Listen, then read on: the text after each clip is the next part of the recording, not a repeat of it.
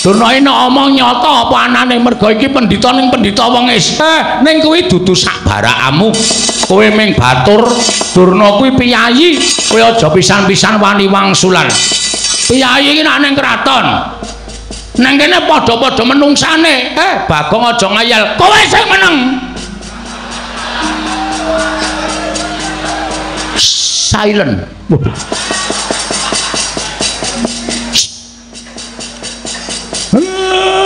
Aku ki bapakmu, aku ki anakmu. Lah iya manuta karo anak. Aja ngeyel. Iki tak rampungane. Kowe ora ana perkara karo kowe. Nek mung ngrasani sampean tok ora masalah, ora ana perkara karo sampean. Ning iki ngrasani Karang Kadempel ya, Pak. Saploe aku dilantik dadi linmas Karang Kadempel ki. Aku ora trima nek ana wong ngrasani rusaking Karang Kadempel. Kula ngaturaken sembah pangabekti kula Kanja Ndara. Ponokawan Bagong tak tampa. Dipun sekecaken anggenipun lenggah. Ya Bagong ya wis ora kurang prayoga. Nun nggih. Sampun boten kirang prayogi anggenipun dipun lenggahaken wonten ing dalemipun bapak mriki. Ya Bagong ya wis ora kurang penak. Janur gunung kadingaren teka ndika Ndara rawuh wonten ing Karang Kadempel. Menapa dipun utus sepunden Pandhawa? Upami Semar menika nandhang kalepatan dosa menapa ing badhe kula sandhang kula mboten badhe selak. Nanging menawi badhe nampi bebingah lajeng lelabetan menapa ingkang sampun kula lampahi. Gus, monggo kula aturi paring pangandikan. Ingkang abdipun Semar nedya nganglungaken jangga nelingaken Karna Ndara. Siwa Semar panjen kepara nyata sowanku ngersaning Siwana Yantaka dudu pribadining Gatotkaca nanging dapur diutus dening para punden Pandhawa. Wigatosipun nanjihake lawan Siwana Yantaka. Usana sacandra Siwa Semar ora caket lawan negara Ngamarta lan ora katon sowan ing negara Ngamarta. Apa panjen Siwana Yantaka merengkang kelawan pranatan Praja Ngamarta? Apa panjen Siwa Semar darbi panjaluk? Apa panjen Siwana Yantaka duwe gegayuhan? Kabeh mau dingendikake dening Kanjeng Prabu Darmakusuma lan Gatotkaca didhawuhi supaya ngaturake lawan Siwa Semar. Upama salah sawiji mau pancen ana ingkang ginebeng ing penggaling Siwana Yantaka, mula enggal tak aturi paring dawuh mengko aku bakal matur ngersaning Kanjeng Prabu Darmakusuma. Siwana Semar, Siwa Badranaya. Andra blegek kugek sadulita mel. Matur nuwun ngeden. Dene mboten kanyana-nyana wontenipun Semar sawetawis wekdal caket kalawan negara Ngamarta menika ndadosaken kawigatosanipun sinuwun Prabu Punta sakadang. Dumunten wonten pandangan lumantar Ndara kula Gatotkaca, Semar kok sampun pinten-pinten candra menika mboten sowan. Kula nyuwun pangapunten. Wonten ingkang kedah panjenengan mangertosi bilih Semar menika merdika. Tegesipun kula menika urip boten kewengku dening sinten kemawon. Nanging menapa to sababipun kula tansah caket wonten negari Ngamarta? Merga kula niku seneng kali pambegane wong atuwa sampeyan Pandhawa. Donya pun kaya ngeten kahanane. Donya wis akeh sing padha minger kiblate tumindak angkara Budi Candala. Ewadene peranganipun titah ing gumelar wonten jagat. Lah kok tasih wonten Pandhawa satriya gangsal ing ngateteken ati suci pepayung Budi Rahayu. Mongko kula golek wong sing kaya Pandhawa niku wis susah, wis mboten nate ketemu lan wis ora iso kepethuk. Lah kok dilalah ketemu kali para Pandhawa. Mula kula gandrung kalian para Pandhawa. Kula niku nek gandrung kali wong sing ambege sadu budi niku kula nuwun sewu, pengin cecaketan, pengin sambet memitran.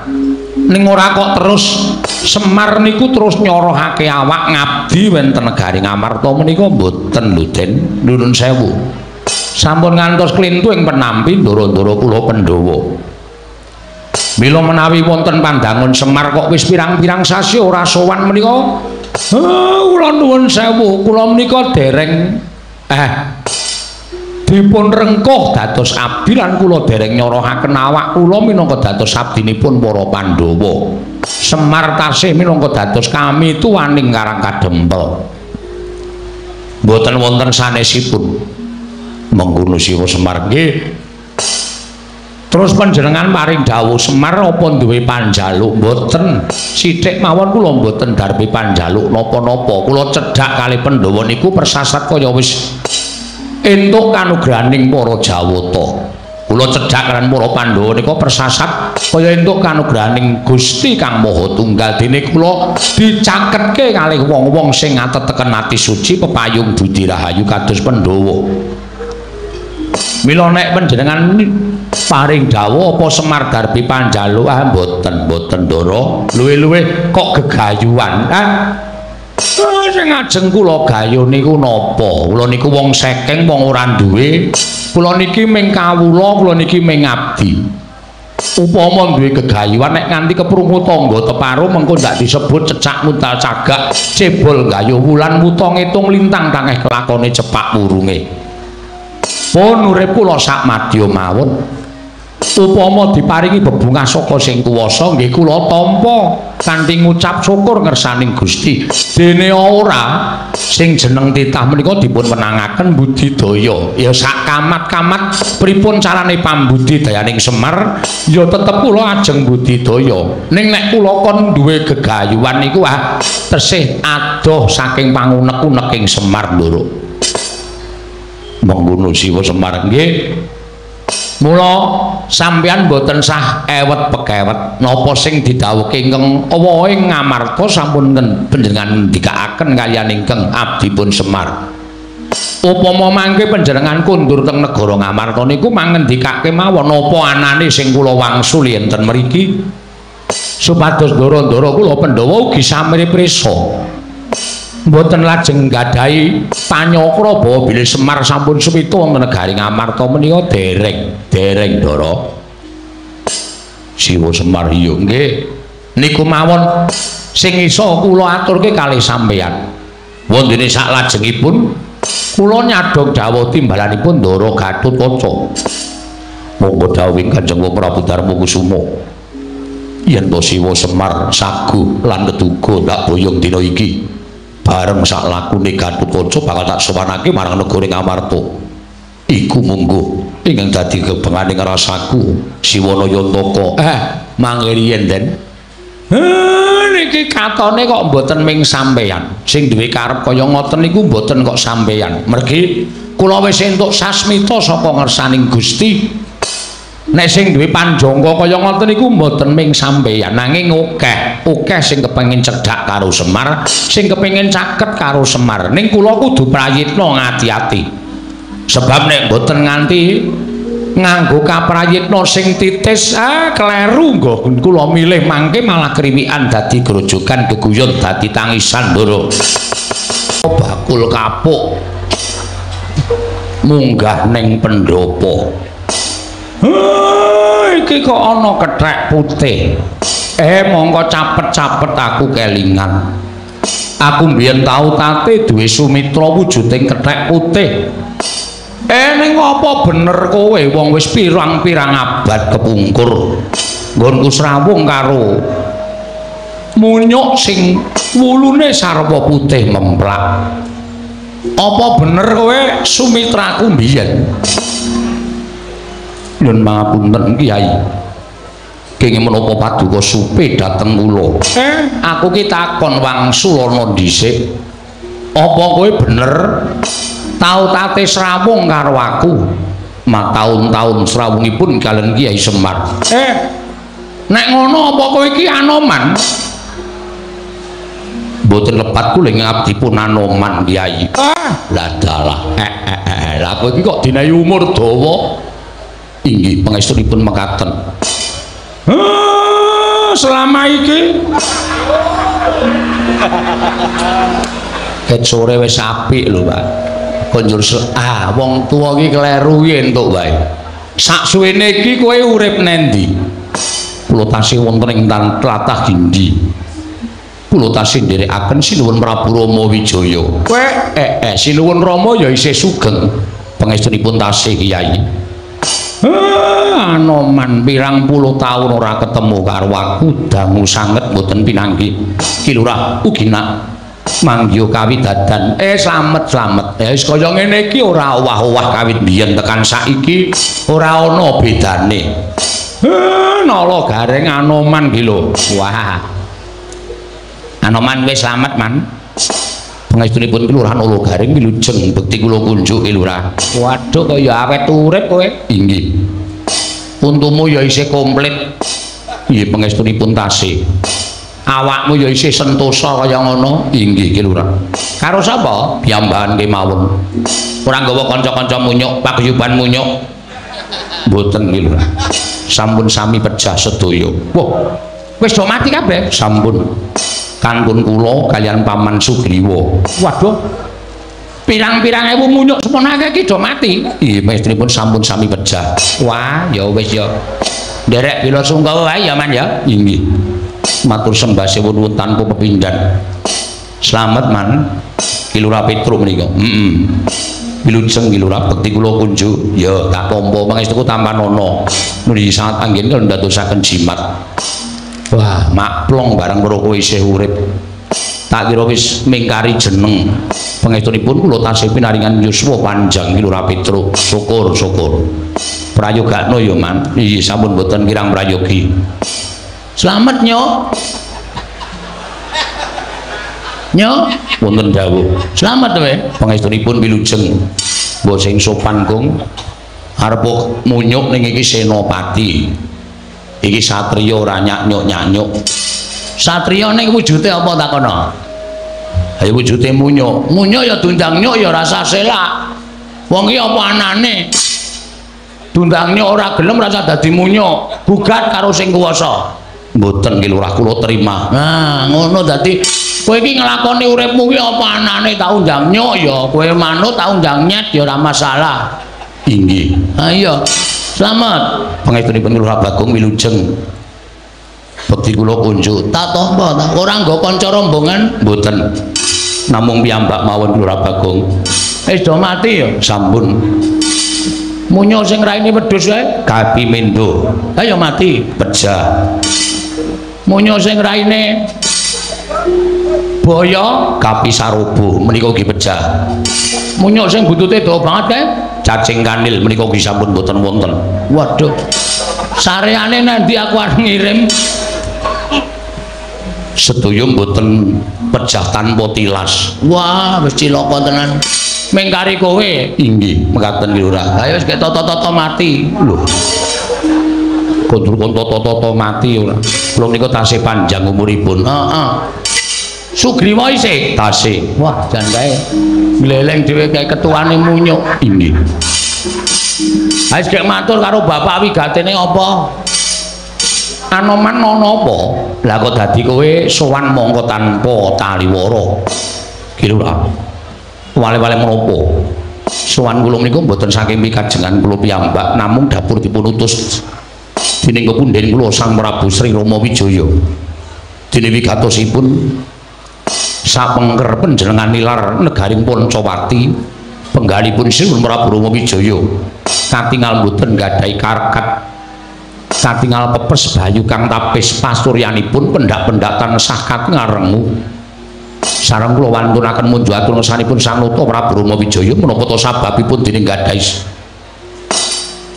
sloga ingkang kados mekaten tumuli Sang Marteng jagat paring dawuh bilih sapengker panjenengan persasat sampun mboten gadhahi kekiyatan negari Pancawati ketingal sampun kadikun catan yoni tumuli kengabdian nyagahaken diri pribadi kula angupaya wonten pundi lenggahipun Ki Lurah Semar sampun dangu anggen kula kekalangan Malaya ngideri jagat ngupaya wonten pundi dunungipun Kyai Semar parandene mboten dipun saged kula sumerapi lenggahipun Lurah Semar Badranaya.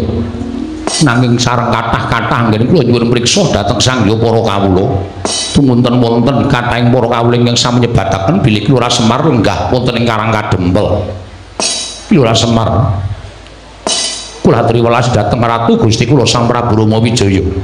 Mugi kepareng enggalih dinten sakmangke monggo kula dherekaken kundur wonten garing Pancawati. Angemongi kula warga ing Pancawati kados wingi uni Kyai Semar Badranaya. Ya tak tampa omonganmu tak tampa.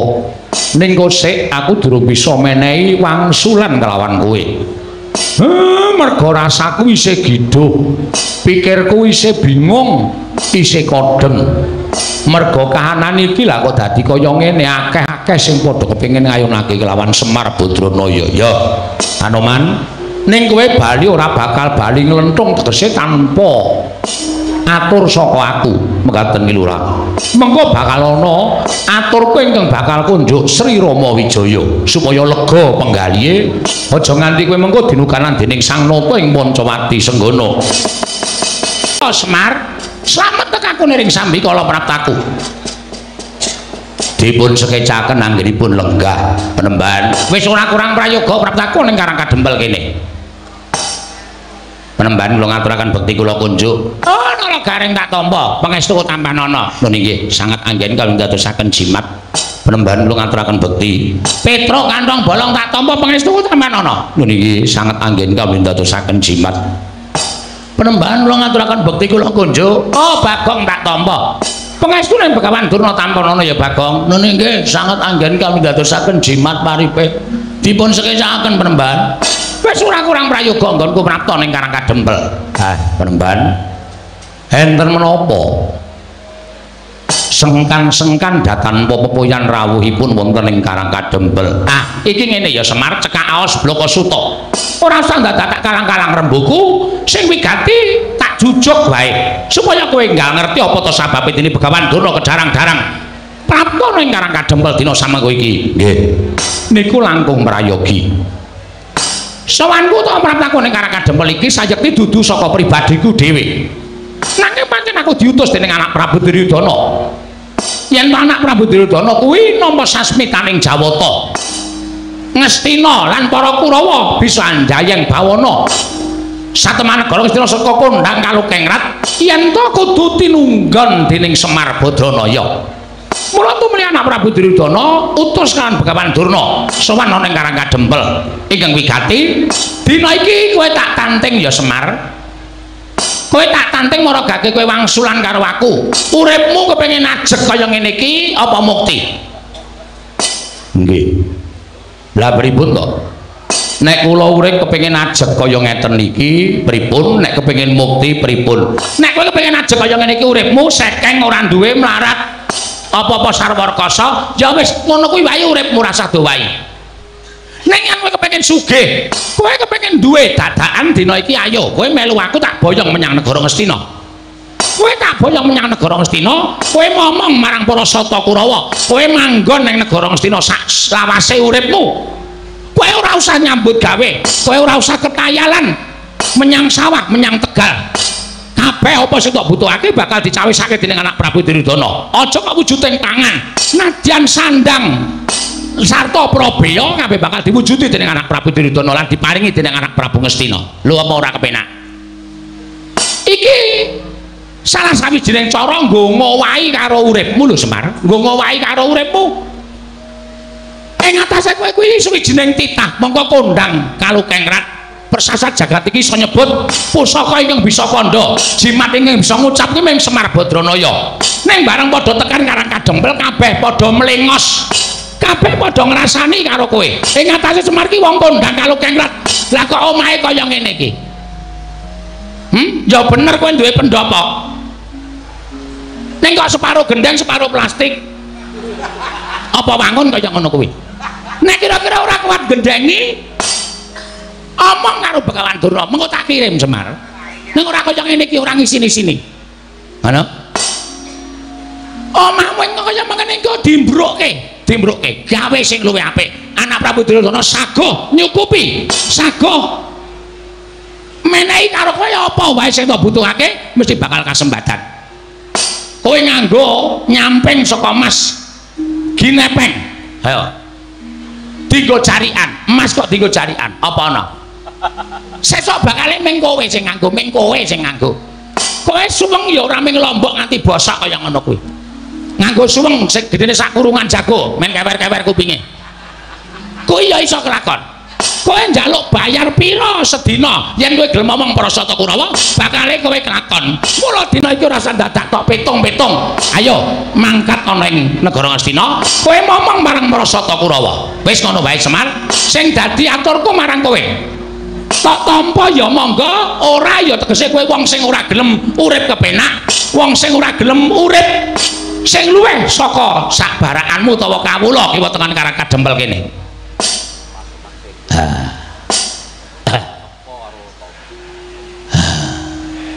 Ayo Mir mangkat ya Mir ya. Bagong kok mangkat piye to? Ketoke kaya menghanyutkan ya. Wis piye menjanjikan tenan lho, Tru.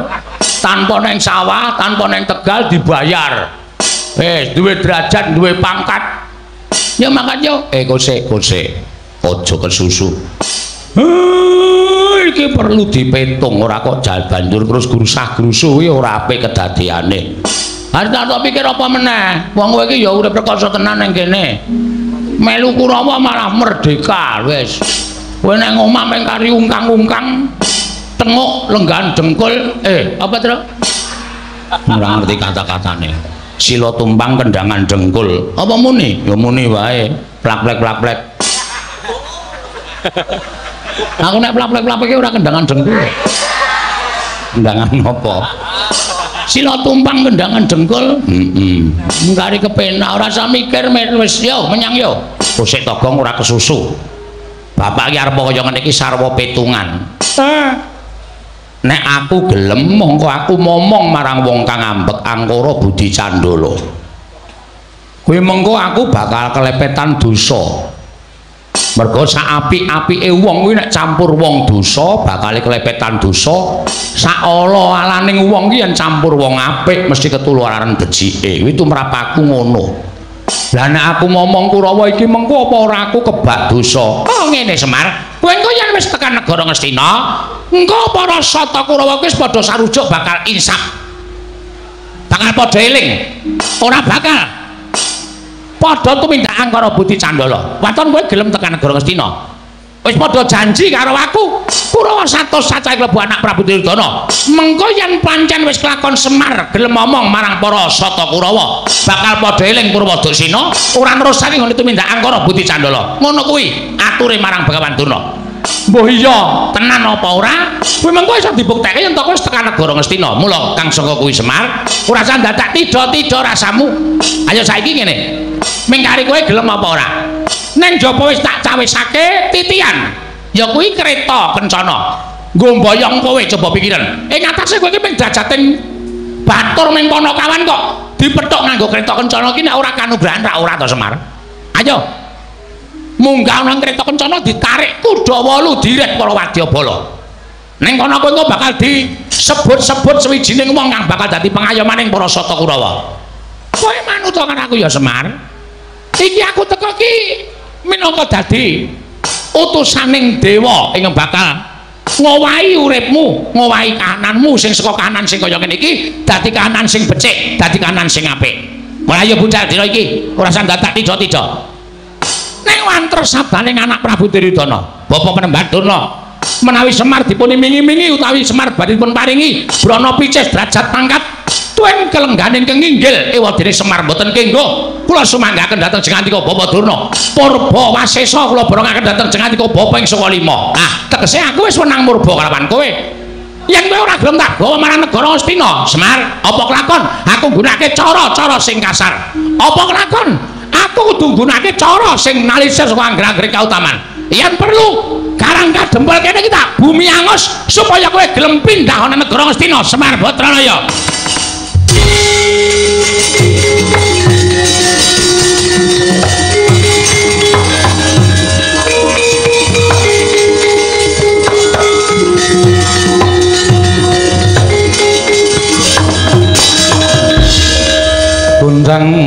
kancing langit kelap-kelap katon lir kincang ing aris Risang mawe kandrung sabaran katulu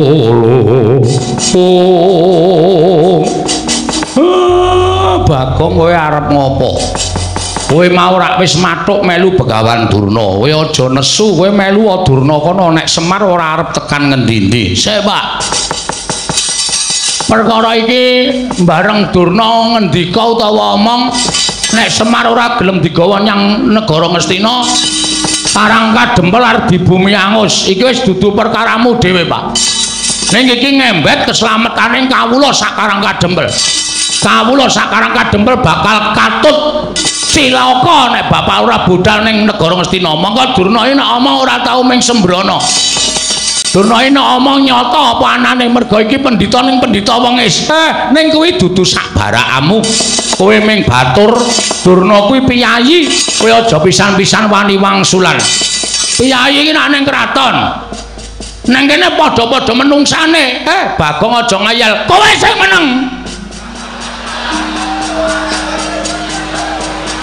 silent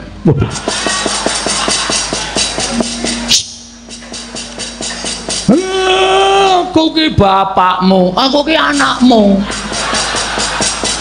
lah iya manuta karo anak aja ngeyel iki tak rampungane kowe ora ana perkara karo kowe nek mung ngrasani sampean tok ora masalah ora ana perkara karo sampean ning iki ngrasani Karangka Dempel Pak saploe aku dilantik dadi linmas Karangka Dempel ki aku ora trima nek ana wong ngrasani rusaking Karangka Dempel sakaremu nek kowe dikandhani ora nggugu sakaremu ala becik bener luput lakonana mulane kowe meneng wae wong tuwa ngeyel ora dusi sisan lho bong antil lho kowe wong ora apa-apa arep didusi ora penemban lho iki Bagong lho ora basa tak basanono iki ra urung ming dadine padu mula ora ana wong padu kok basan-basanane ra ana aku ngoko sampeyan ya ngoko sajake kowe rada nesu karo aku ora ming sajake asline nesu perkara ndi sing marai kowe nesu kowe dadak ngrasani omongmu sing terakhir mau muni piye nek Semar ora gelem tak boyong nang negara Ngastina Karangka Dempel tak bumi angus terus saiki kowe sampeyan mikir ora nek Karangka Dempel mang bumi angus niku sing dadi korban ora ming Semar ning kawula sak Karangka Dempel sing ora ngerti kenthang kimpuling lelakon samangsa-mangsa kathoke suwek kenthange metu piye Tru ora ngerti kenthang kimpuling lelakon ngono tok ora sak mangsa-mangsa oh iya kuwi bahane gareng ya heeh samangsa-mangsa ora ngerti kenthang kimpuling lelakon pojok planet teng kanan kok dadi tok sempyok aradan kowe ndek rasa kamanungsan ora ya Mbak duwe rasa kamanungsan ora aku tak takon karo kowe sampean diutus boyong Semar wis cukup kuwi wae rembugane ora usah blender mrono-mrono ora usah bereng ngulon ngecan rembugan nek Semar gelem diboyong memang boyong ora masalah nek Semar ora gelem diboyong wis adile wong takon kuwi diwangsuli adile wong jilih kuwi disili nek ora diwangsuli ora disili ya wis kudu nrimo ora terus ngamuk kaya ngono kuwi lho sejati apa sejati ki rokok murah kuwi sejatine pancen kaya ngene iki niatku sapa sing bakal meparangi karepku ngene bayang-bayang marang Semar Badranaya mesti bakal tak katut gedosane nek ngono aku sing arep katut gedosane lho nek pancen kowe dadi peparangi Durna kowe tak katut gedosane fake apa gong fake iki apa kuwi lho sing digolesi weteng kuwi lho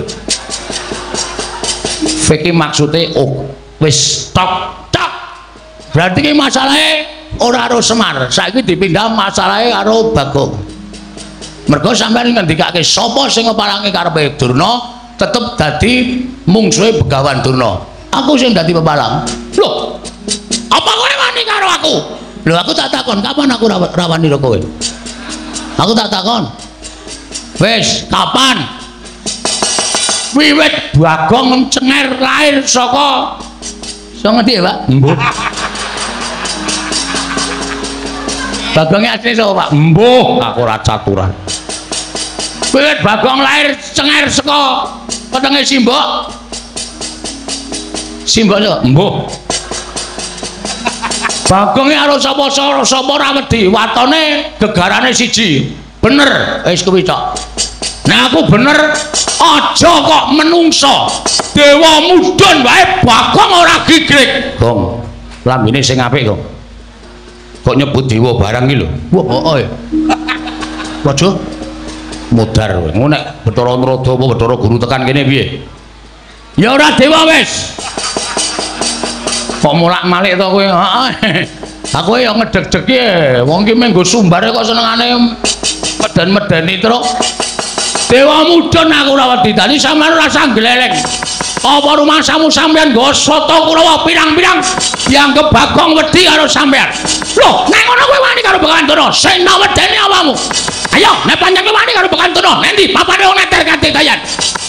Aku manut, metu Jawa. Piye? Metu Jawa. Wis tenan yakin metu Jawa? Ora getun. Bawa sawat tekrek gasmu lho. Sore-sore omongane ora. Njaba golek gon sing jembar. Ayo, Bagong kalah karo Begawan Durna. Bumi langit tanggep. Oh, kowe iso ngalahke Begawan Durna. Sasat iso njero langit. Semar boyongan. Waton kowe iso nglangkai kuwandane Petruk. Oh.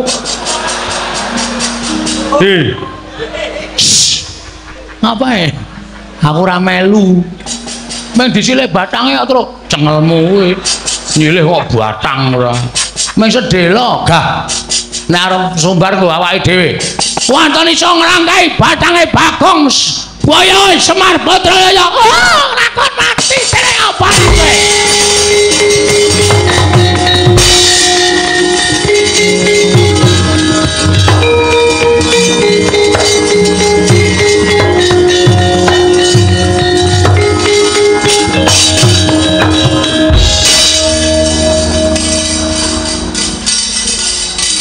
Ngapa Emir? Pak, mbok Pak, Gong. Hah?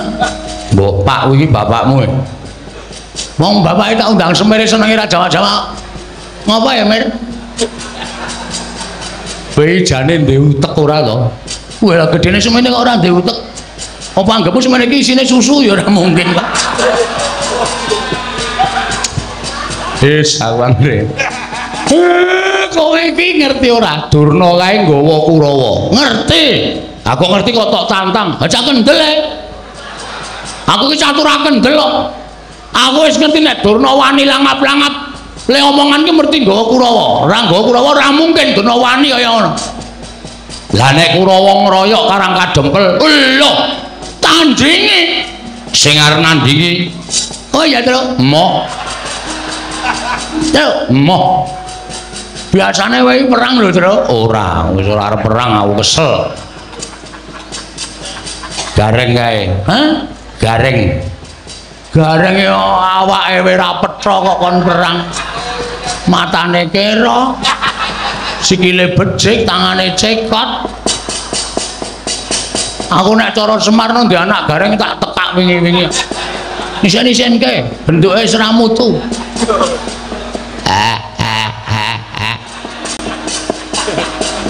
Rasa nangis.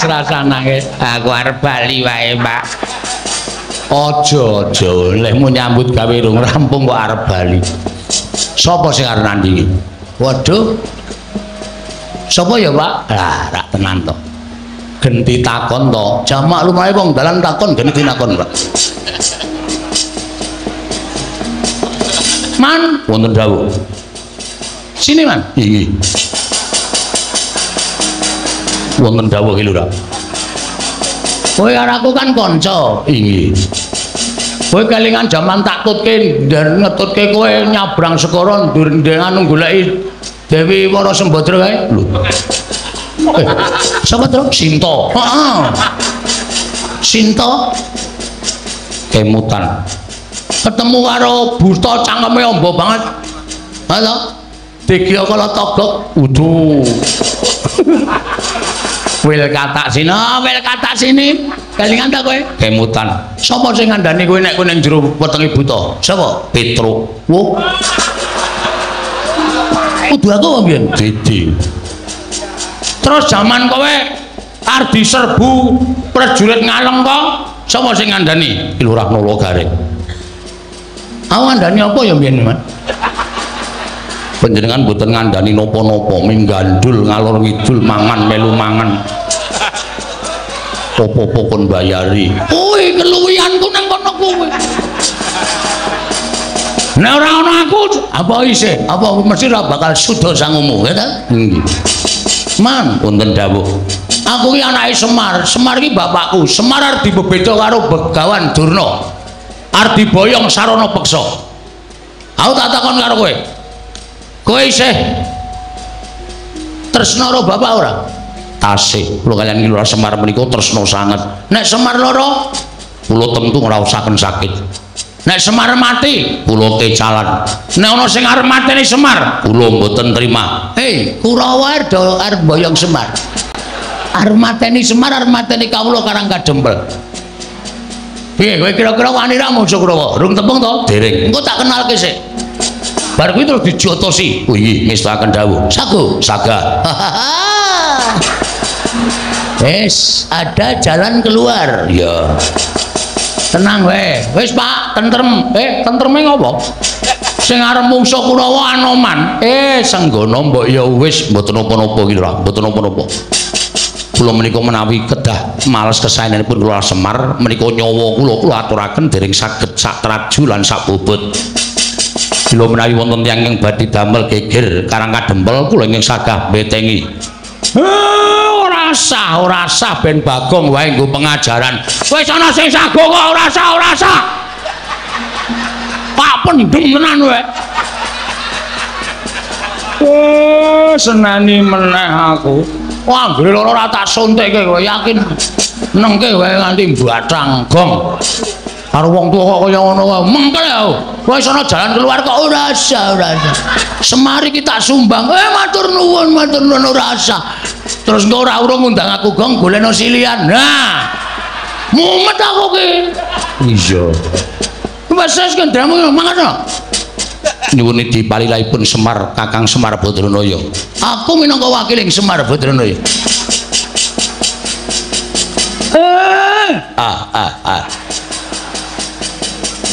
Anoman tak lilani Kurawa patenana.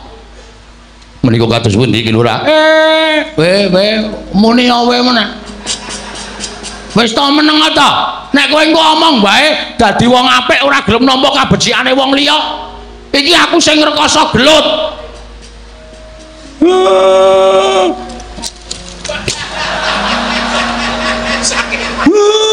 Mangga to Anoman nggih wis taken dawuh.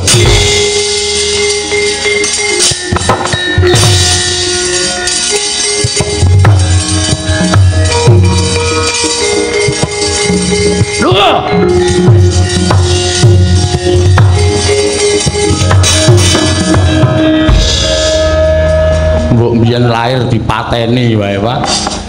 Bangane gedhe kaya ngono. Bagong.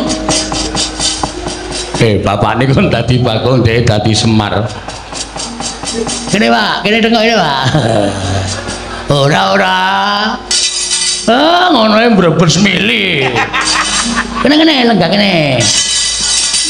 Bapak ki wong top wis. Ya. Waduh kedangan wan. Lenggah kene. Nyun ngapura. Ngapura, Bapak. Aku kok bendina mintok waneni lho, Bagong. Sok kapan kowe arep manut? Sok bar bodho. Bar bodho jelas manut wong kowe entuk pecis, entuk sarung saka bapak utawa mbok pira-pira ngekeki bapak. Sirah iki ra ana sing sedeng ukurane, Truk. Jarene nek si Semar ki sirahe kok 84 piye? Cilik banget to? Ora ana sing sedeng, aku ki sira arep nukokke. Aja do rame. Wetro pripun, Pak? kawula Karang Kadempel konsumise rada adoh mergo iki bakal dadi perang gedhe antarane Anoman karo para Sata Kurawa. Nggih, ngestoke dawuh. Bagong kowe ya ngewangi aja ming meneng wae. Siap. Ngestoke dawuh, Pak. Nala Garing kowe ya ngewangi aja ming meneng wae. Nggih, Pak, ngestoke dawuh. Wis ngono wae, mengko nek kira-kira perang saya mbondo kalani Petruk kowe matur karo aku. Lho niki ngestokaken dawuh. Tata-tata lho, Man. Nggih. Rombongan Kurawa ketoke wis nyedak saya nyedak. Begawan Durna pancen bener ngendikane Bapak. Nek Durna wani drangap-drangap ucape ngono mesti nggawa Kurawa. Yo, cedhake yo. Nggih, ngestokaken dawuh. Ki Lurah Bagong sampun tumut-tumut mangke mindak risak araganipun. Cekaping ngabdipun Anoman. Weh, ya ora ngono, ora iki desaku nek aku ora melu-melu kok ndak dukani karo Bapak. Inggih, iki Lurah Bagong.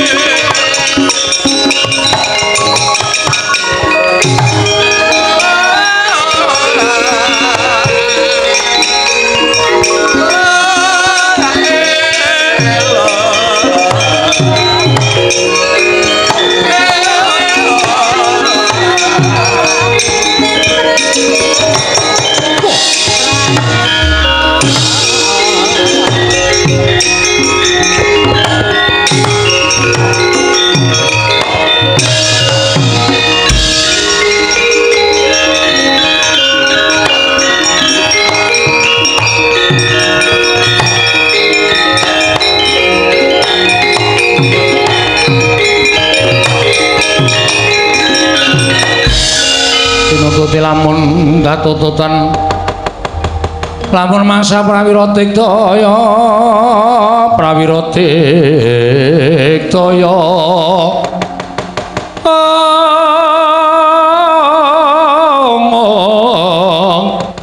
ora nggono magawe gelarira wang-wang.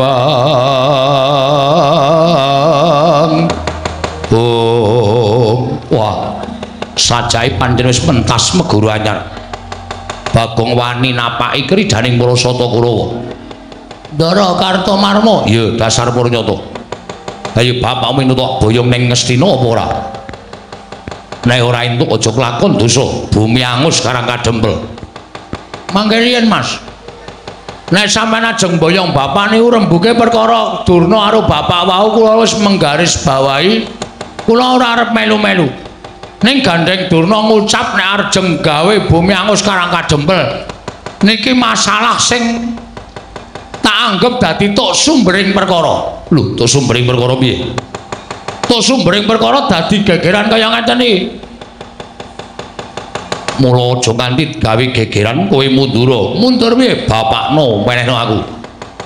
Nek bapak mboten purun diboyong, Karang Kadempel tak bumi angus. Lah niki kula ora mbelani sapa-sapa ning kula mbelani Karang Kadempel.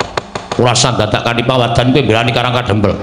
Ning sing wigati kowe nggondheli bapakmu tak boyong ning Ngastina. Upama tak gondheli kowe arep apa? Lho, ora basa karo aku.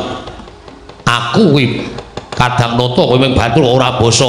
Basa ya gelut ora ya gelut, percuma. Nggo ngapa kula dadak basa karo sampean? Wani karo aku. Apamu sing tak wedeni? Ora minggat kene merganing patimu. Bantangane Anoman. Wah, setan iki. Man, wonten dawuh.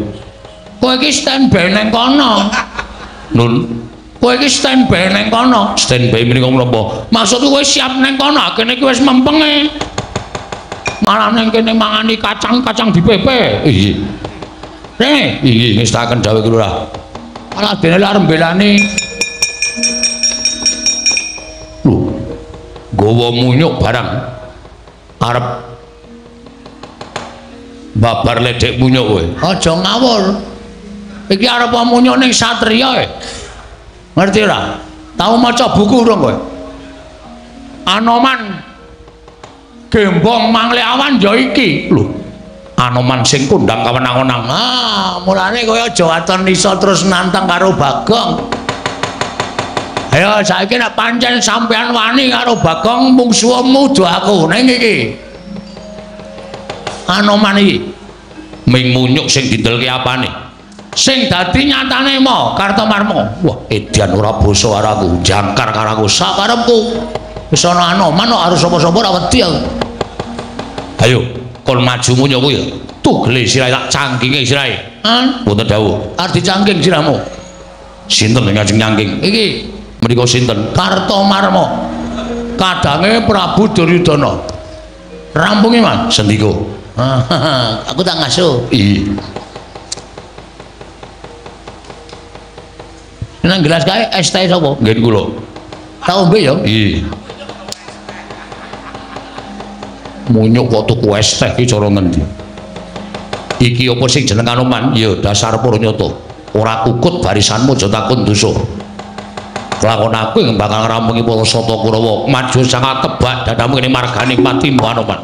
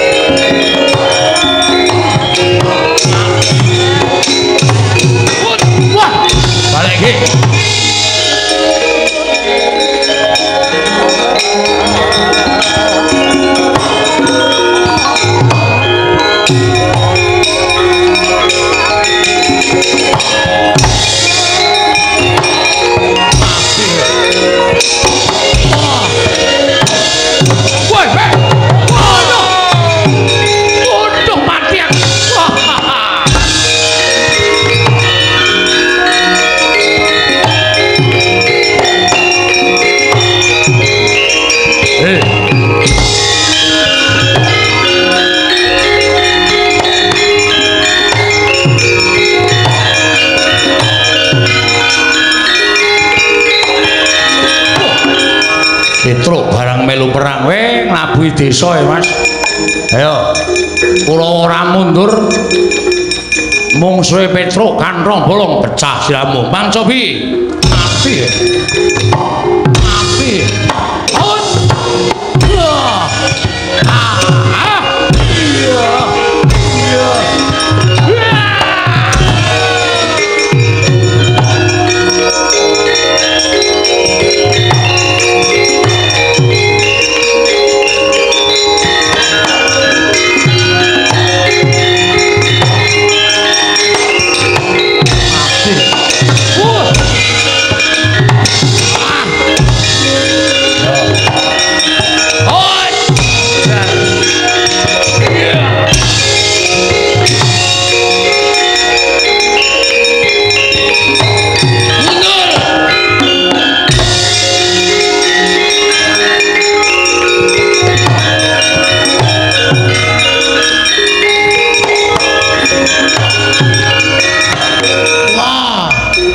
galeng barang tangan cekot sikil becik kali perang ora sah kokian gunem tanpa guna mungsuhe nala gareng sumbalmu kaya ya ayo sing dadi nyatane pecah siramu nya Dian piye reng mumet dase to andene kok maju kono kowe wae kono aku cari nggih kok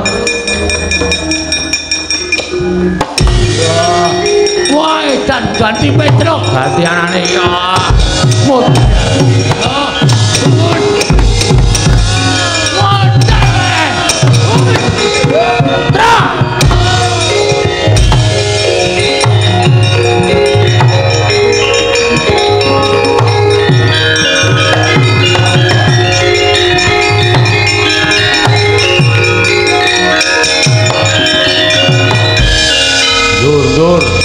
Anoman ngamuk, Ponokawan ngamuk, Petro ya ngamuk. Bagong ya tunggal dene melu Jata Sikura wae dan. Kanca mundur, delik rasa melu ora delik. Cilaka kan? Cilaka piye? Wangsul mawon kula samboyong Semal Badralaya mbangane Kulawa lemuk. Kula ming Anoman sing maju wonten pabalatan ning Petruk Galeng Bagong kabeh maju selempak. Nggo wangsul. Semar urung diboyong. Lah samboyong Cemal. Cemal ora iso diboyong, boyong tangane Cemal togok. Nggo. Kulawa mesti ulipe ayem tentrem. Kersaning anak Prabu Duryudana sing diboyong Semar dudu kok togok kuwi rasa dadak ngowahi pernatan. Mundur nek pancen ora gelem maju mundur. Kula pun ele-ele lho Man, wis sato ele iki. Niku tenan nyemelangi nek kula pun ngandani kalau sampean wis jadi sampean ulang gugu monggo. Nek nganti sampean kunangan Galeng Petruk Bagong lemuk wis ora kajen dadi patih. Dur, nuwun. Nek ora kowe ora rampung-rampung Dur. Kula, maju wae. Ponokawan rampung ana. Nggih. Ora kecang alon-alon kok rampungane Man. Maju aja kaya bocah cilik nggih, Pak.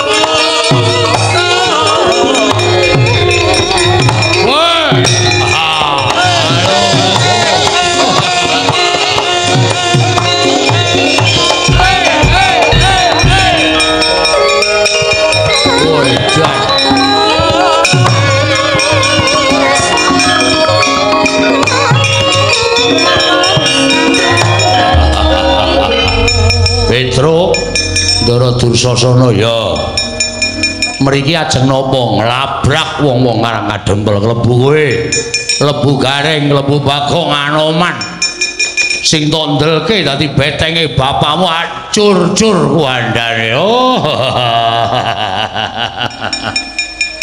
dadi sampean mriki ajeng ngamuk ya mboten sah mungsuh Ndara Anoman. Petruk lakon ngalahke sampean lho iki mung batur ketibal wong elek nyala mripat ku arep ngalahke karo Dursasana kok menang apa sing dadi nyatane piye sampean mriki butuhe napa nglabrak kowe ya lho ngopo iki lho sampean mriki ajeng napa nglabrak kowe nya lho ora penak to rasa dadaku kaya omongan diwasko kaya omongan lho antil pisan gletak sampean isin. Ya lah. Oh iya. Lah mula nyon ajeng ngantem. Nek nganti Petruk mangantem mati, sampean kari mateni Gareng kari mateni Bagong. Bagong mangantem mati, Gareng mangantem mati, ming kari mateni Anoman. Lho penak to? Anoman mangajar mati, boyong bapak. Pun nggih, Pun. Ini jame mepet ya guys. Ayo. Modar tenan kowe. Pun malah alhamdulillah sampean iso mateni Petro urip ya men ya utang dhewe iso. Yo. Pecah siramu. Mang pecah nek iso. Mati dening aku. Iso. Mesti mati nek pecah. Pecah kok ora mati tenan medeni. Ya wis. Ambiar kowe. Ha iso dikempot barang ditoke ayo guys. Ambiar. Mburi. Lho iki ora apa-apa to. Lho genah isih wutuh kok kon apa ki piye? Yo. Ambiar. Gondodo. Yo, wah edan sesek pecah jantungmu. Oke, silakan. Nah. Pun sirah empun, cengel empun, dodo empun, wis. Nek cara satriya gentenan. Ojo ngomong gentenan sapa? Wong aku mentok kon ngantem kok. Weh, sampean ora isin wae diprisani piye akeh. Pangeran Pati ngantemi batur sak penake dhewe kok dibalas ora gelem nek cara kula isin. Nek cara kula wirang. Yo, ajake. Buri, yo. Podo-podo ampuhe. Dodo, yo. Dodo. Wah, ya kemedunen. Waduh, Petro, waduh.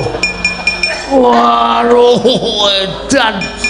Dodo, gesur ngapunten, baleni. Dodo ya terus mak tutung. Ora apa-apa, rame. Nyo, pecah. Muri. Ya. Dodo. Riki. Muri. Dodo. Nyo. Ngene iki perang ora kokean polah ning Temonjo. Dodo. Sirah. Sirah. Iya iki wis dikeke.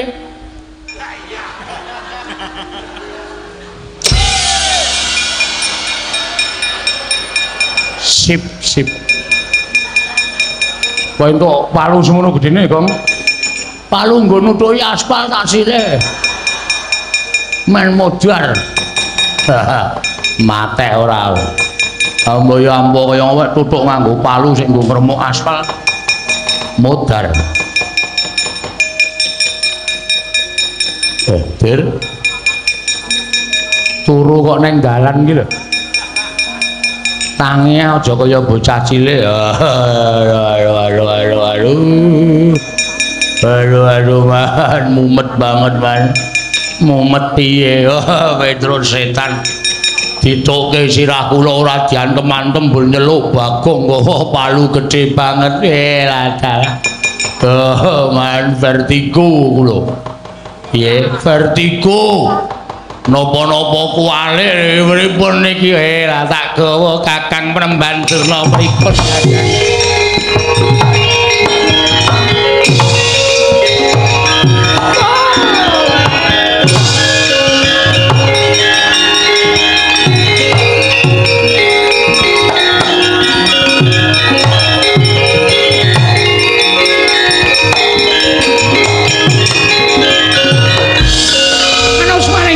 Sukertane baru iblis lanat.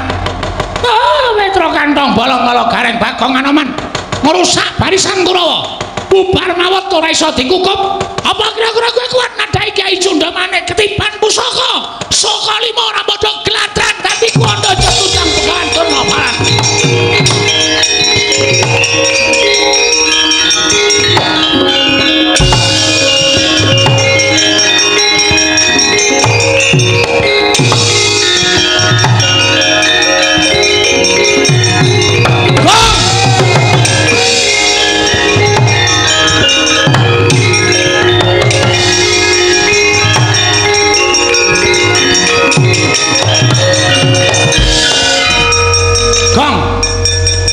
Kowe rendi? Raja mlayu mungsuh Begawan Durna ming gawa pusaka murup sak obor. Pucuke Kada Anoman mlayu ora tanggung jawab. Kowe arep mlayu ora tanggung jawab. Truk. Mbelani wong tuwa iku kudu tata nyawa. Kadepane, kowe ngerti ora? Ora. Mula tak kandhani. Durna nggawa pusaka. Ora wedi aku. Pusaka kae ampuh. Tamake Gunung Jugruk Segara Asat. Nek ming kowe karo aku nyunyuk Cundha Manik modar kabeh. Terus mlayu wae. Padul karo bapak. Aku wis nantang Durna terus, wis ngerti nek kowe sing nantang Durna ning nganggo hitungan wong gluthi ora waton. Ora okol ning nganggo akal. Nek kowe mung ngokol tok ngethuke Cundha Manik mati tenan. Semen. Wis semen. Truk rasa wedi wong urip sing dinteni apa? Tak pethoke Begawan Durna.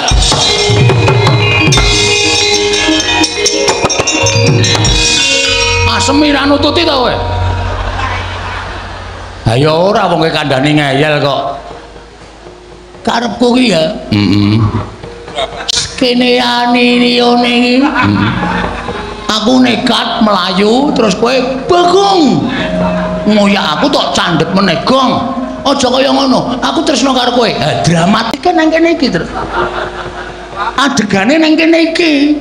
Wah, wis ora masuk. Ana karo maju-maju aku tak padul bapak. Oh ya tak padul bapak. Aku tak omong karo bapak nek durung nggo pusaka. Aku ya omong nek bapak nek durung nggo pusaka. Aku ngomong ngetutke Padul bapak ora maju. Mudar tenan. Akhirnya sadar. Ket mau. Aku mau melayu nek ora tututi aku menggo perapatan kono liwat desa bali nang bapak kok. Tak dupak raimu modar kowe. Wes ayo wadul bapak. Yo.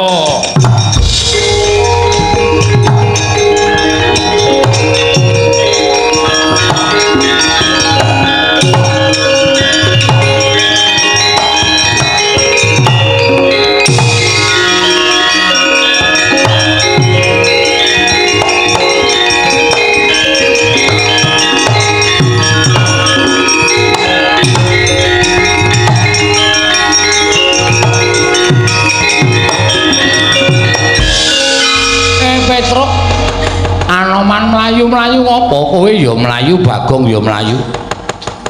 Matur sanipun bapak tiwasan Pak niki nek sampean ora melayu iso dipeksa Begawan Durna bapak diboyong teng Ngastina sebabe Durna mbeta pusaka saka 5 wujute panah bedore kaya dene cucuking manuk ning murup sak obor. Ora pangling Cundha Manik. Lah piye Bagong kowe nandingi Durna wani apa ora wong sing nantang mau kowe? Pangestunipun bapak kula nggih ajre, Pak. Wedi ajre. Wedi karo Cundha Manik. Apa Gong? Cundha Manik. Cundha Manik, Cundha Manik sing panah bedore ndas manuk murup sak obor. Bedore apa, Gong? Ndas manuk. Aku jane ya duwe lho terus. Iya. Ning kalah karo Cundha Manik. Nggon aku ora ana cahyane kok. Nggon aku biru erem. Dapure ora. Jenenge apa nggonmu? Ya nganggo Cundha. Oh. Cundha Manda. Cundha Manda iki rak mung kling-kling ngono kae. Nek duwe pusaka mbok dipethoke Bagong. Ora aku pethok, Pak. Dhek perapatan wetan aku perapatan ngidul. Wis rasa kok ana omong kene tengok karo Anoman kene. Heeh. Engko nek Durna tekan kene, aku sing ngadepi. Oh, Petro Bagong aja mlayu, Mas. Terus karep sampean pripun? Pokoke kowe tak boyong menyang Ngastina. Nggih, kula purun. Lho, kowe gelem? Nggih, purun. Ning wonten syarate. Syarate apa, Seman? Kowe matura. Kowe butuh brana picis. Kowe butuh derajat pangkat mesti bakal tak wujuti. Waton kowe matur karo aku. Matura sing cetha syarate apa? Kula kepengin sinten mawon saged kula eloni, kula suwitani. Waton saged ngaturaken Sekar Tunjung Seta. Sekar Tunjung Seta. Nggih. Nek sampeyan iso ngaturake Sekar Tunjung Seta enten ngarepan kula, esuk iso ngaturake sore kula boyong teng Ngastina. Sore sampeyan iso ngaturake Sekar Tunjung Seta, esuk kula mang boyong teng negara Ngastina. Lole Sare kentos lalu gembol monyor-monyor juning dungkul wana dadi alas dadi ana. Sekar Tunjung Seta iso disebut tegese gumelar ana ing jagat nyaluk pamit tak golekane Semar.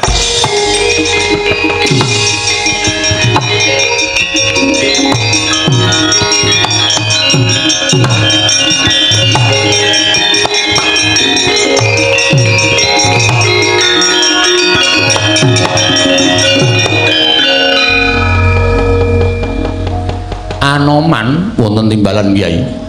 Ngopo kowe? Menapa kula nggih kedah ngaturaken menapa sampun paduka ngendikaaken Semar ora kena banci ndemban siladan. Matur sinuwun Prabu Rama Wijaya, nek iso ngaturake Sekar Tunjung Seta aku mesti sowan ing Pancawati. Terwaca dawuh panjenenganipun Kyai Semar kula nyuwun pamit wangsul dhateng Pancawati. Ya sing ati-ati sungkemku katur sinuwun Rama Wijaya beri ngestaken dawuh. Ki Lurah Petruk nyuwun pamit. Hati-hati ya manah ngaturke panuwun. Nggih. Wis bantu karo Karang Kadempel. Nggih. Dawuh sami-sami Ki Lurah. Ki Lurah Bagong kula nyuwun pamit. Hati-hati ya, Nyok. Nggih. Kowe bali rene ora? Nggih, kula tentu wangsul mriki menawi pikantuk Sekar Tunjung Seta. Tak anti-anti sak praptamu Anoman. Aku kapang karo kowe. Nggih. Kapang. Wong ora ngerti basa iki senengane omongane. Terus mbok ora plak-plek terus. Kowe iki nek angel iki terus anarkis ya. Ya wis ben ora.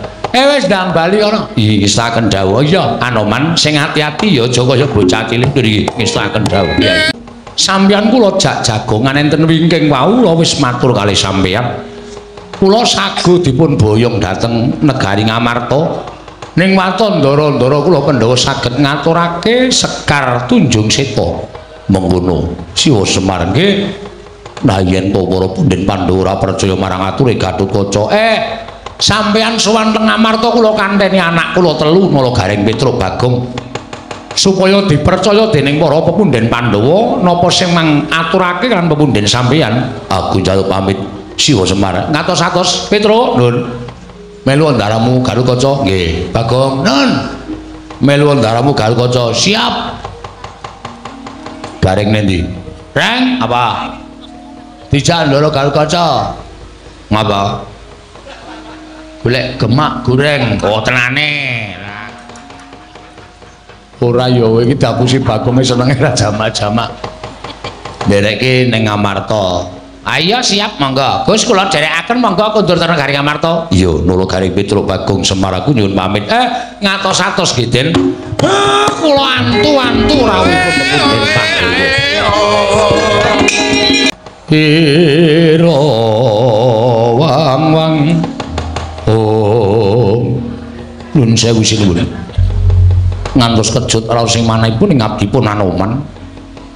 Dene dereng ngantos kula prapteng wonten ing gisiking inggih menika tanah Hindi. Lah kok paduka sampun malah pinanggih wonten ing papan mriki diwaji senggana wonten timbalan. Persasat kaya ngenteni silming Palwa gabusku mambanging Sila Kresna. Nggonku ngrantu kelawan sowanmu nalika sira ndak utus paya-upaya menyang Dilenggahing Kyai Semar. Tumuli panjenengan ingsun nganti kelawan kadang ingsun Lesmana ingkang wigati mung kepengin sumusul menyang endi papan ningsi senggana nggone pinanggih kelawan Kakang Semar. Berkamaestu paduka kula sampun pinanggih kaliyan Kakang Semar. Banjur menyang Dilenggahing Kyai Nayantaka mapan wonten ing tanah Jawi, pernahipun wonten ing Karang Kadempel. Sedaya panjenenganipun sinuwun Prabu Pancawati sampun kula aturaken. Nanging mugi andadosna ing kawuningan jebul wonten neruba ingkang dipun suwun dening Kyai Semar. Pepanggil ingkang disuwun dening Kyai Semar wujude apa? Anoman. Mboten sanes Gusti kula ingkang sinuwun ing Pancawati menawi kedugi saged ngaturaken wujudipun Sekar Tunjung Seta. Kyai Semar badhe wangsul dhateng negaring Pancawati lan momong dhateng kula warga paduka Gusti kula ingkang sinuwun. Wujude apa Sekar Tunjung Seta sinuwun.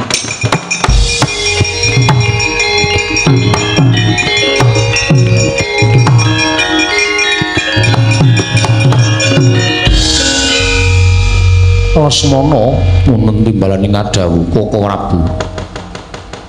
Nadyan wis suwe nggonipun Kakang Gumelarana ing Janaloka. Lagi sepisan iki wanuh tetembungan Sekar Tunjung Seta, Yayi. Aja wedi kangelat. Siadindi si ana laku ngupadya menyang diduning Sekar Tunjung Seta. Aja pati-pati ngadhep kalawan pun Kakang lamun siadi ora boyong wujuding Sekar Tunjung Seta Praspada Paduka Kanjeng Koko Prabu. Kliranana kula nyuwun pamit sing ati-ati aja kaya bocah cilik Lesmana.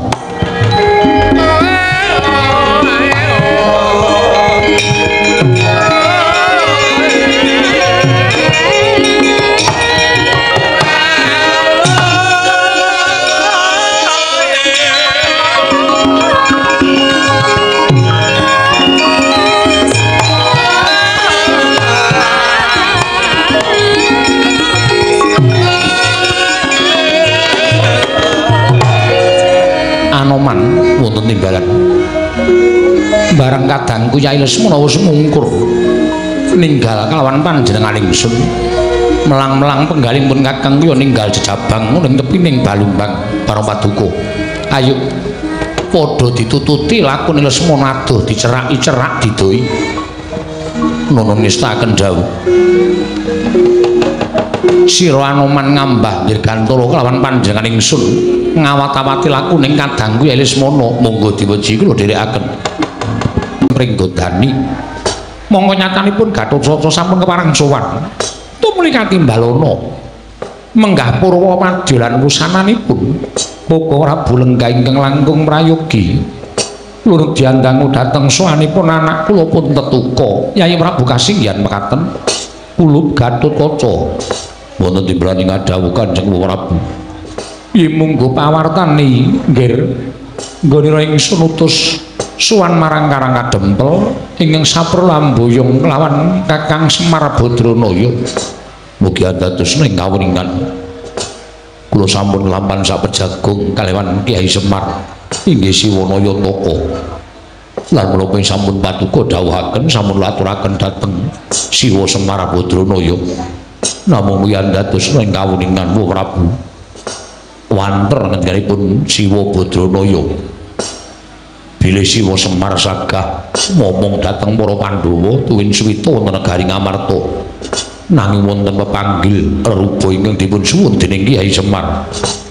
Pepanggil reruba wujude apa nggih maragake matur marang wakmu ing Ngamarta mboten sanes kejawi namung ingkang winastan Sekar Tunjung Seta Koko Prabu sinten ingkang saged amboyong Sekar wujud Tunjung Seta wonten ngarsanipun Kyai Semar inggih menika sayekti ingkang badhe dipun mung dening Kyai Nayantaka wa Prabu Ngamarta.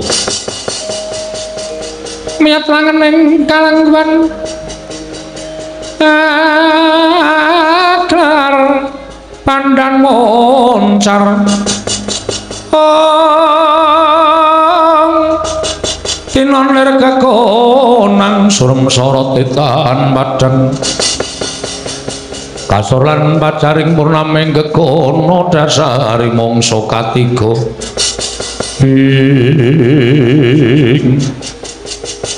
Koko Prabu wonten timbalan kados pundi menggah pangandika Paduka sasampunipun midhangetaken menapa ing dados katuripun anak kula pun tetuka Yayi ingkang nggadahi pakulinan nasak telenging wana minggah harga tuwin medhun jurang manjing telenging Karang Pradesan mboten sane kejawi namung kadang Paduka pun Yayi Janaka menapa mboten langkung prayogi menawi babakan menika kapasrahna dhateng kadang kula pamadi Arjuna kula wonten maring adawuh murudyake maju kene Dimas kadangipun Kakang Yayi Janaka mulat para sang Arjuna semaya kang pamanungsang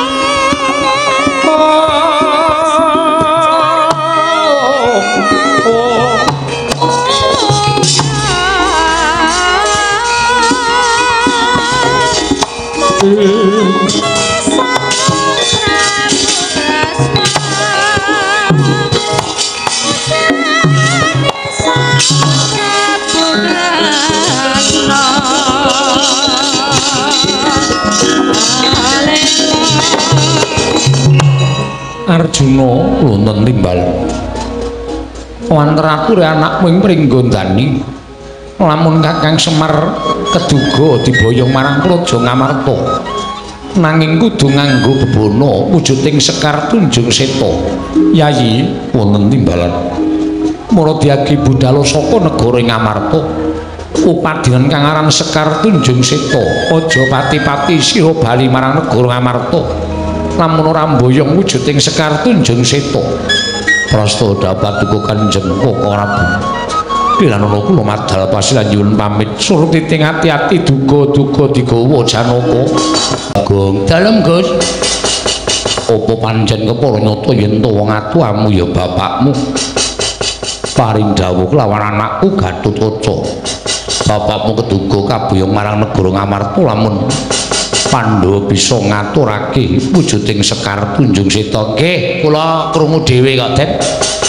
malah kula didhawuhi kalih Bapak Semar nderek Ndarakarkaca menika dados seksi menapa dados aturipun Ndarakarkaca mbok menawi para pepunden Pandhawa boten pitados ning kula pancen krungu dhewe nek Bapak purun diboyong ning kudu ngaturake Sekar Tunjung Seta Ndara niku asli kula mboten gawe-gawe Ndara Janaka mestine sowan dewa apa mabur dadak ning Indomart mbok sik apik omongane terus aku iki takon tenanan aku ya wangsulan tenanan wis kowe ora rasa dadak mikir sing aneh-aneh tur kuwi ora kewajibane awake dhewe mbantu karo Ndara Janaka wong dhewe dadi seksi terus nunggu ning negara Ngamarta wae mbuh mengko sapa sing entuk Sekar Tunjung Seta ya kuwi awak dhewe upama Pandhawa ora entuk sing entuk Anoman ya dhewe terus budal ning Pancawati nek sing entuk Begawan Durna ya piye meneh kodrate kaya ngono ora bakal bisa diselaki yo tunggu ning Darawati wae ya Kang yo anggo kertu ora rasah nggo kertu ora nggo cegalek cegah jempolmu mlacot ora Mas Tunama Sidam Skaring Bawana langgeng kulub wayah ulun Lesmana ingkang prapta ana ing ngundaran Wirbawana padha kanthi harja saprapta kita tansah pinanganing kawidadan ulun niring sambikala kepareng kula ngaturaken sembah sumenging pangabekti kula kunjuk iya Lesmana ulun tampa apa to kang dadi wigatine dene jeneng kita ngabiyantara ngarsa ulun wale-wale menapa pukulun estunipun anggen kula sowan ngabiyantara Paduka Ewang Adi Pukulun sayekti namung krana bingunging manahipun ingkang wayahipun Lesmana krungu kautus dening Kanjeng Koko Prabu Rama bilih dinten sakmangke Kanjeng Koko Prabu kepingin sanget dipun mong dening Kyai Semar kados wingi uni mongko Kakang Nayantaka sampun kepareng tedhak wonten ing tanah Jawi ewadene nalika Kanjeng Koko Prabu utusan kelawan pun Anoman pengendikanipun Kyai Semar sinten kemawon saged mboyong dhateng Kyai Nayantaka waton saged ngaturaken Sekar Tunjung Seta Pukulun mugi paring Paduka paring pitedah Sekar Tunjung Seta menika wonten pundi papan dunungipun upami jagat menika mboten wonten thukulipun menawi thukulipun wonten ing Kayiwangan kepareng sakmangke kula badhe nyuwun Sekar Tunjung Seta badhe kula boyong kula aturaken dhateng Koko Prabu Rama Wijaya Pukulun nyatang ning kalangkuan klar pandan moncar tinon lere kekonang surem sorot tetahan padang kasor lan pacaring purnameng gekono dasari mongso katiga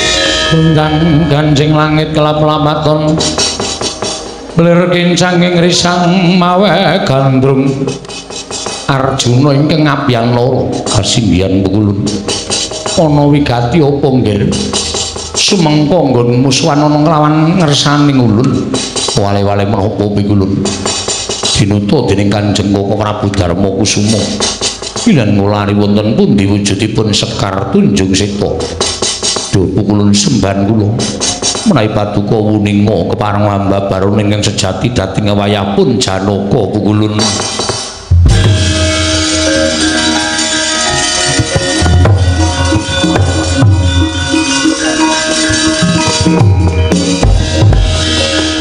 Masku nama Sidam Sekaring Bawono Lesmana wonten timbalan Arjuna wonten timbalan sumurupa yekti Sekar Tunjung Seta kuwi ulun ingkang kagungan nanging gandeng ingkang kepengin ngayunake wujude titah loro Lesmana lan Arjuna aja nganti ulun senggomban cindemban silatan mara kita sakarone pancen satriya ingkang limpat ping samu barang lir Sekar Tunjung Seta bakal ulun balangake sapa ingkang duga bisa nemokake Sekar Tunjung Seta ya kuwi ingkang kagaduhan wujuding Sekar Tunjung Seta nggih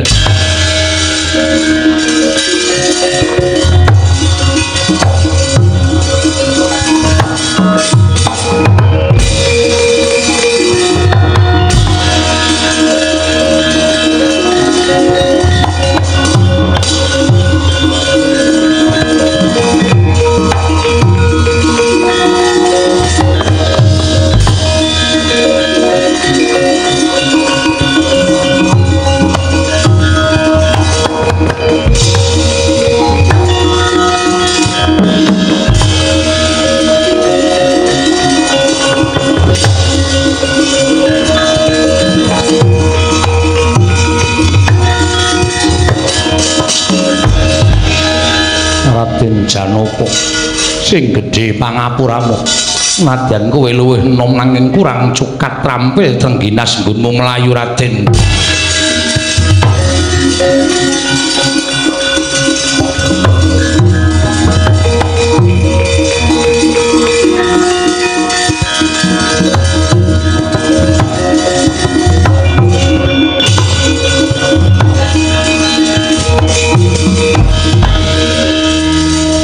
Waton bisa muwus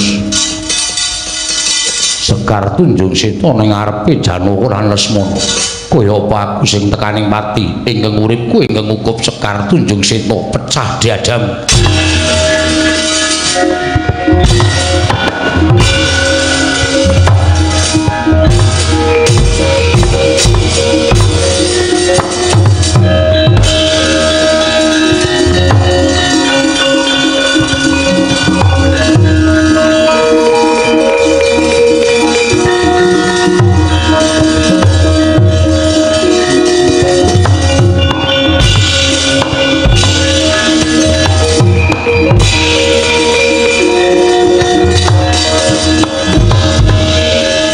keket gaya rebut Sekar Tunjung Seta nalika semanten satya kekalih padha digayane padha trampile mila nalika semanten bleduk mangampak-ampak lebur kasaputing angit dupi pisah satya kekalih galoning jagat gawaning para dewa kembang pisah dadi loro ingkang denasta Raden Janaka Sekar Tunjung Seta parandri mangking diasta dening Raden Lesmana ya Sekar Tunjung Seta nanging awarni biru kagiat kadrawa kasan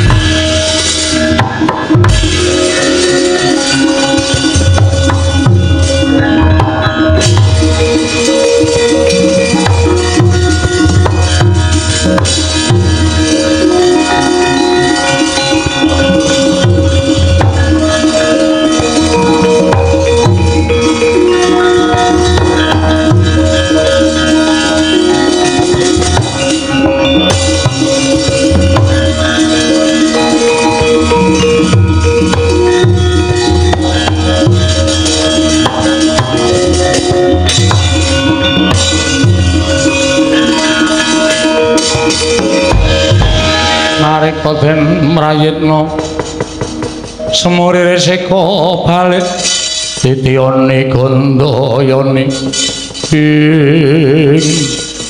Kakang Semar aku ingin iso ngaturake Sekar Tunjung Seta Kakang Nayantaka aku ngaturake Sekar nanging ngerti ya Kakang nalika aku rebutan kembang lawan Raden Janaka kembang belah dadi loro ewa dening Kendhasta wujuding Sekar nanging awarni biru kuwi uga sempalaning Sekar Tunjung Seta nggih kula pun ngertos kula pun ngerti kembang niku pancen jane loro ning sejatine siji Sekar niki pancen loro padha-padha Sekar Tunjung Seta sing siji werna putih sing siji werna biru lah sing biru niki bakale manunggal dadi siji enten kembang sing werna putih mang presani nek boten pitados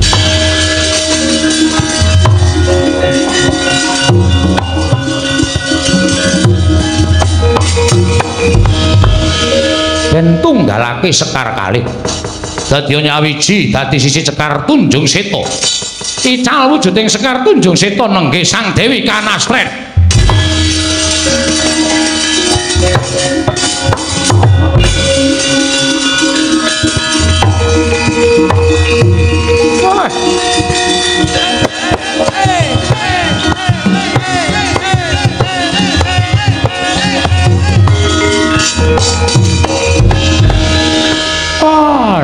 iki sing tak goleki Kanastren wonten dawuh Kyai lha piye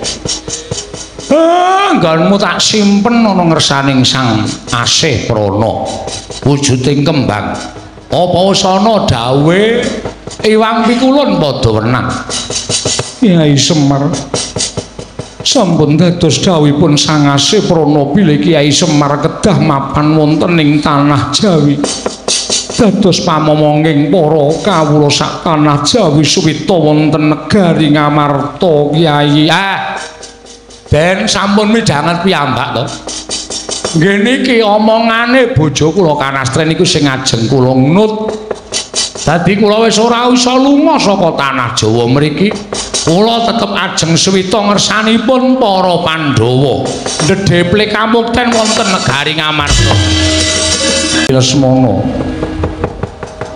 teka malah kaprawasa tiba ning ngareping pun Kakang Koko Prabu mugi dados ing kawuningan sadosipun kula saged angrebat wujuding Sekar Tunjung Seta nanging diripun rebat dening Raden Janaka satemah kula bandha kaliyan Raden Janaka Koko Prabu kula sumanggaken nggugu karepe dhewe semingkira tak trajangi Raden Janaka lan sapa nuwun sewu yen sampeyan nyuwun priksa kalawan aku Nalindring Ndrawati Sang Prabu Sri Bathara Kresna Sang Prabu Sri Bathara Kresna ya pancen kepara nyata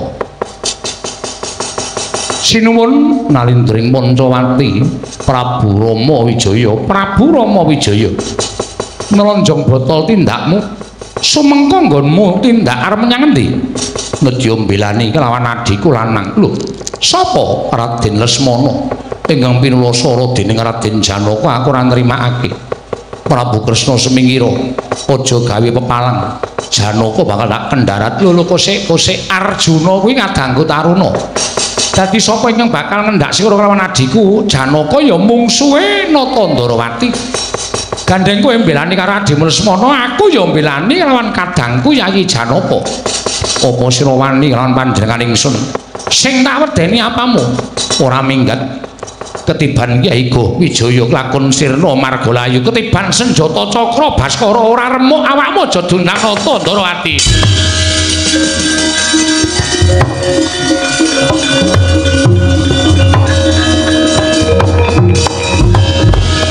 midhanget pangandikaning Natandrawati arsa ngedalaken pusaka Kyai Cakra Baskara emut kalan pepunden Sang Wisnu ya Sang Bathara Suman sigra ngengake permana jati Sang Rama Wijaya sumura bilih Sang Hyang Bathara Wisnu manjing angganing Sang Natandrawati ngalumpra tanpa daya pukulun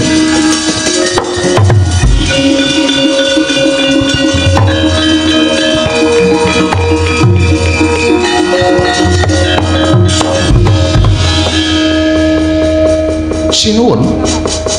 Lah kok dadi sampean malah nyembah ning ngarsaning Nata Ndrawati. Duh pukulun Sang Hyang Bathara Semar.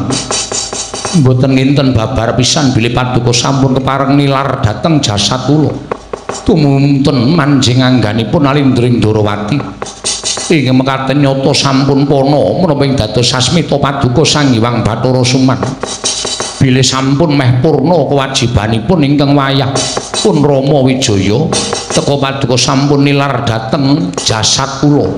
Namung ewa semanten pukul keparenga dinten sak mangke malah kula lega dene kula sampun saged nitik dhateng kasuwargan kula Prabu Kresna samangke keparenga menawi sampun titiwakyaning mangsa kala tumapaking gati telas tulising nata ing Pancawati keparenga kula badhe manjing kasuwargan kula inggih menika wonten angganipun nata ing Ndrawati sinuwun.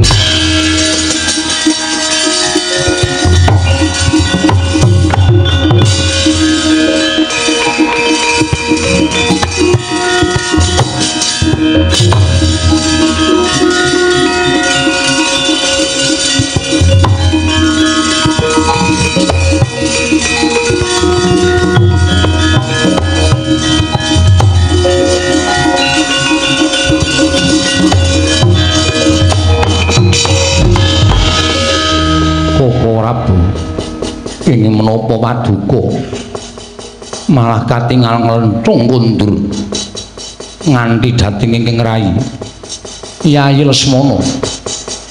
Mara coba aku tak takon kelawan Si Adi gandeng pun Kakang wis bisa nitik kelawan kasuwarganing pun Kakang apa kira-kira Si Adi wis ana kelawan kasuwarganing Yayi Lesmana. Kula dereng pikantuk sasmita apa-apa.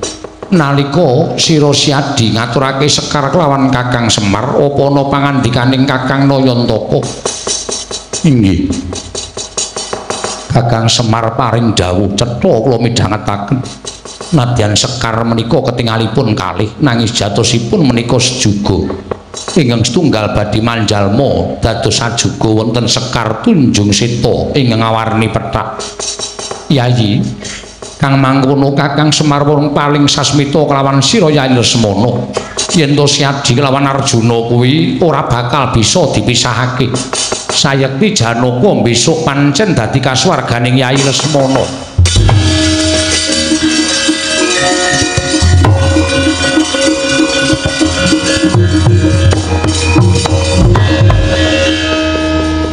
Menapa mekaten kok Prabu wis lelakon iki pancen wis disengaja dening panguwasaning para dewa supaya pun Kakang lan Si Adi bisa ngawuningani bakal calon kasuwarganing pun Kakang lan Si Adi. Koko Prabu kasinggihan mekaten ayo ngenteni wahyaning mangsa kala ana ing negara Pancawati besok kapan telas tulising nata Pancawati apa dene kadangku Yayi Lesmana monggo dhereaken Koko Prabu.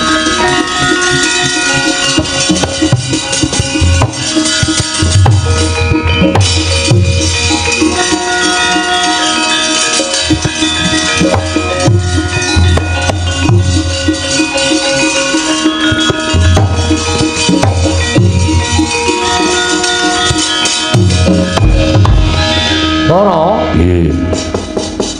katon madang kahanane Arjuna wis kelakon mboyong lawan Kakang Semar. Sarana ngaturake sekar Tunjung Seta Yayi Resi ana ndak dadi bleduk ora penak ana ing mripat yo.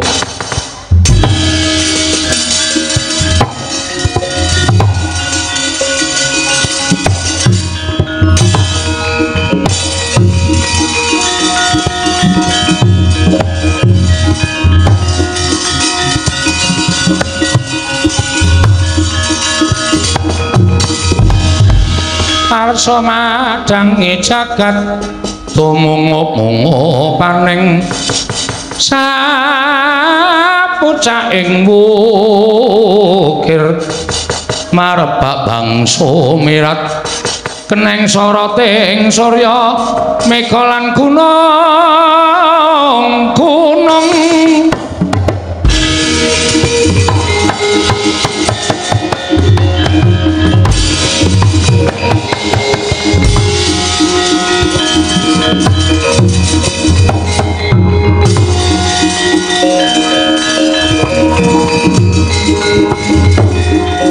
Hey!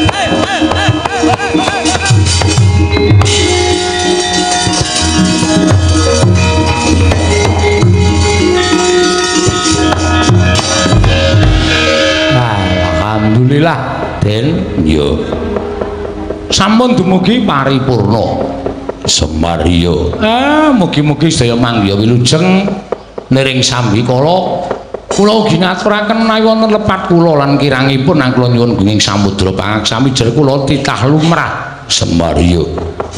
Lan ugi kula minangka dados wakilipun para kanca-kanca kula. Rai wonten lepat anggenipun ngayahi dalu kala wau kirang mranani wonten ing penggalih. Sepisan malih kula menungso ing kedunungan nina lali salah apes kelawan mati. Ya Semar.